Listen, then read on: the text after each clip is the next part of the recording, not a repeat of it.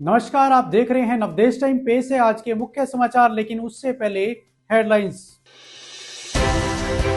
SK मार्ग पर divider बना हादसों का कारण, संकेतक लगाने का कार्य शुरू। पूर्व विधायक ने किया सैनी समाज ट्रस्ट द्वारा बनाई जाने वाली धर्मशाला के निर्माण कार्य का शुभारंभ। थैलेसीमिया पीड़ितों के लिए शिव एकता समिति ने किया रक्तदान शिविर का आयोजन। सीएससी में निक्षय मित्र योजना के तहत टीबी मरीजों को राशन वितरित। राजकीय उच्च विद्यालय मंधार में विद्यार्थियों को दिखाया गया प्रधानमंत्री का परीक्षा पर चर्चा कार्यक्रम। अब खबरें विस्तार से। दिल्ली वालों की होलसेल मोबाइल रिपेयरिंग अब आपके शहर रादौर में। मुकुल कम्युनिकेशन नजदीक ओल्ड कमेटी चौक, मेन बाजार रादौर। सभी प्रकार की मोबाइल एक्सेसरीज अब होलसेल रेट पर उपलब्ध। रादौर में एसके मार्ग पर गोल्डी ढाबे के सामने बने डिवाइडर की शुरुआत पर लंबे समय से कोई संकेतक न लगाए जाने के कारण यह स्थान हादसों का कारण बना हुआ था। स्थानीय लोगों के अनुसार रात के समय अंधेरे में डिवाइडर स्पष्ट दिखाई न देने से दुर्घटनाओं की संख्या बढ़ गई थी। देर रात भी 2 वाहन इस डिवाइडर से टकरा गए, जिससे वाहन क्षतिग्रस्त हो गए। गनीमत रही कि किसी को गंभीर चोट नहीं आई। लगातार हो रही दुर्घटनाओं के बाद लोक निर्माण विभाग भी हरकत में आया। विभाग की ओर से डिवाइडर की शुरुआत पर अब संकेतक लगाने का कार्य शुरू कर दिया गया है, ताकि वाहन चालकों को समय रहते सावधान किया जा सके।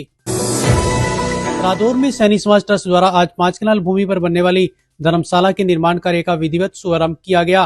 कार्यक्रम के दौरान वरिष्ठ भाजपा नेता एवं पूर्व विधायक डॉक्टर बिशन लाल सैनी ने नारियल फोड़कर निर्माण कार्य की आधारशिला रखी। इस अवसर पर उपस्थित लोगों को संबोधित करते हुए डॉक्टर बीएल सैनी ने कहा कि सैनी समाज द्वारा किया जा रहा धर्मशाला निर्माण का कार्य एक सराहनीय पहल है।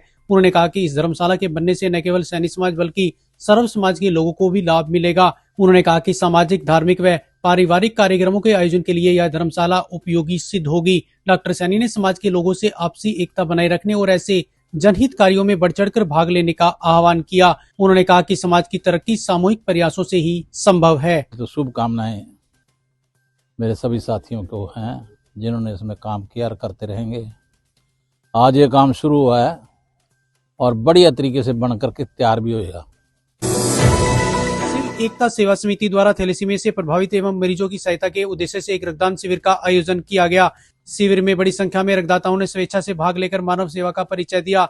शिविर में 122 यूनिट रक्त एकत्रित किया गया, जिसे थैलेसीमिया पीड़ित बच्चों और अन्य जरूरतमंद मरीजों के उपचार के उपयोग में लाया जाएगा। इस अवसर पर नगरपालिका चेयरमैन रजनीश मेहता ने शिविर में पहुंचे रक्तदाताओं को बैच लगाकर उनका उत्साह बढ़ाया और रक्तदान को महादान बताया। उन्होंने कहा कि रक्तदान से न केवल जरूरतमंद मरीजों की जान बचती है, बल्कि समाज में सहयोग और संवेदनशीलता की भावना भी मजबूत होती है। शिविर में युवाओं के साथ साथ समाज के विभिन्न वर्गों के लोगों ने भाग लिया। सामुदायिक स्वास्थ्य केंद्र में निक्षय मित्र योजना के अंतर्गत मुकुंदलाल संस्था द्वारा 60 टीबी से ग्रसित मरीजों को राशन वितरित किया गया। कार्यक्रम की अध्यक्षता करते हुए एसएमओ डॉक्टर विजय परमार ने टीबी रोग के कारणों, लक्षणों और उपचार के बारे में विस्तार से जानकारी दी। उन्होंने बताया कि टीबी की जांच और दवाएं सरकार द्वारा पूरी तरह निःशुल्क उपलब्ध कराई जाती हैं तथा निक्षय पोषण योजना के तहत मरीजों को प्रतिमाह 1000 रुपए की राशि दी जाती है। उन्होंने आमजन से अपील किया कि टीबी के लक्षण दिखने पर तुरंत जांच कराएं।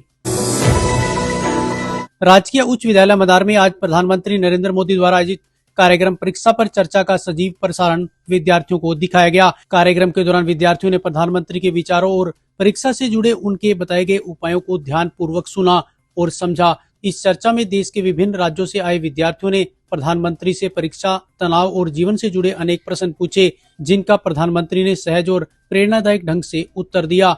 विद्यालय के प्रधानाचार्य रोहित अरोड़ा ने बताया कि इस प्रकार की चर्चाओं से विद्यार्थियों में आत्मविश्वास, अनुशासन, आत्मगुण और नियमों के पालन की भावना विकसित होती है।